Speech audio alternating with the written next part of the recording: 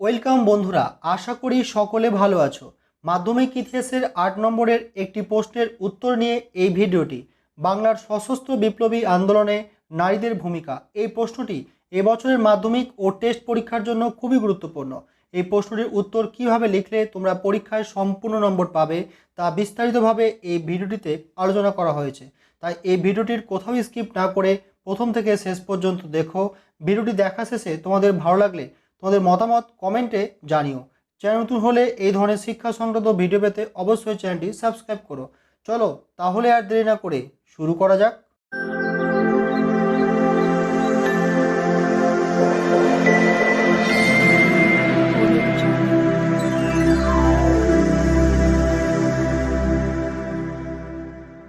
বাংলার সশস্ত্র বিপ্লবী আন্দোলনে নারীদের কি ভূমিকা ছিল, এই প্রশ্নটির উত্তর লেখার সময় প্রথমে তোমরা হেডিং করবে ভূমিকা।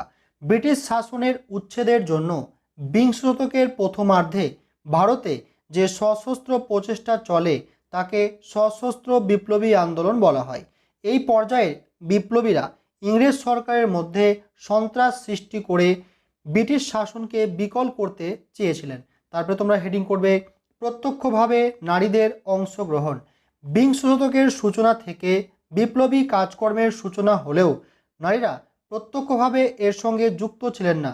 তবে নারীরা প্রত্যক্ষভাবে বিদেশি দ্রব্য বর্জন, পিকেটিং, অনশন, আইন অমান্য ইত্যাদিতে অংশগ্রহণ করতেন। তারপর তোমরা হেডিং করবে পরোক্ষভাবে বিপ্লবী কাজকর্মে নারী। পরোক্ষভাবে বহু নারী বিপ্লবী কাজকর্মে অংশগ্রহণ করেন।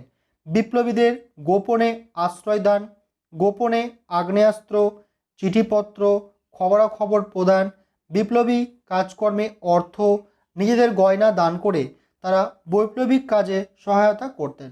তারপর তোমরা হেডিং করবে সংগঠনের সঙ্গে নারীদের সংযোগ। প্রথম বিশ্বযুদ্ধের সময় থেকে বৈপ্লবিক কাজকর্মে নারীদের অংশগ্রহণ শুরু হয়। এজন্য তারা গড়ে তোলেন বিভিন্ন সংগঠন। এগুলির মধ্যে লীলা নাগের দীপালি সংঘ, দীপালি ছাত্রী সংঘ প্রভৃতি উল্লেখযোগ্য।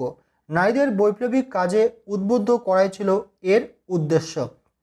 তারপর হেডিং করবে বিভিন্ন সম্প্রদায়ের নারীর অংশগ্রহণ। দ্বিতীয় বিশ্বযুদ্ধের পূর্ব পর্যন্ত ভারতের বিপ্লবী কর্মকাণ্ডে যে সকল নারী যোগদান করেন তারা ছিলেন সবাই শিক্ষিত ও শহুরে নারী। তবে দ্বিতীয় বিশ্বযুদ্ধের সময় থেকে বহু কৃষক রমণী এতে সামিল হন। আবার তেভাগা আন্দোলনের সময় থেকে আদিবাসী, উপজাতি, নমশূদ্র, মুসলিম নারী ভয় উপেক্ষা করে সশস্ত্র আন্দোলনে যোগদান করেন। তারপর তোমরা হেডিং করবে বিদেশিনীদের ভূমিকা। ভারতের বিপ্লবী আন্দোলনে বিদেশি নারীদের ভূমিকা বিশেষ উল্লেখযোগ্য। ভগিনী নিবেদিতা অনুশীলন সমিতিকে মাতসুনির জীবনী গ্রন্থ ও ক্রপকিটের বিপ্লবী আত্মকথা উপহার দিয়ে তাদের বিপ্লবী আদর্শে অনুপ্রাণিত করেন। ভারতের বিপ্লববাদের জননী মাদাম কামার বহির্ভারতে বিপ্লবী আন্দোলন সংগঠনের ক্ষেত্রে অবদান অপরিসীম। তারপর হেডিং করবে বিশিষ্ট নারী। বিংশ শতকে বিপ্লবী আন্দোলনে যারা চিরস্মরণীয়া হয়ে রয়েছেন তাদের মধ্যে সরলা দেবী চৌধুরানী, স্বর্ণকুমারী দেবী, দুকরিবালা দেবী, লীলা নাগ, আশালতা সেন, ক্ষীরোদা সুন্দরী দেবী, প্রীতিলতা ওয়াদেদার, কল্পনা দত্ত, বীণা দাস, শান্তি ঘোষ, সুনীতি চৌধুরী প্রমুখ উল্লেখযোগ্য। তারপরে এই প্রশ্নটির শেষ হেডিং করবে উপসংহার। ব্রিটিশ সরকারের চরম অত্যাচার, লাঞ্ছনা নারী বিপ্লবীদের দমন করতে পারেনি। স্বাধীনতার জন্য তারা কারাবরণ করেছেন, নিজেদের জীবন উৎসর্গ করেছেন, কিন্তু নিজেদের লক্ষ্য থেকে বিচ্যুত হননি। প্রিয় ছাত্রছাত্রীরা, তোমরা এই প্রশ্নটির উত্তর ভালোভাবে পড়ো এবং সময় ধরে লেখার অভ্যেস করো।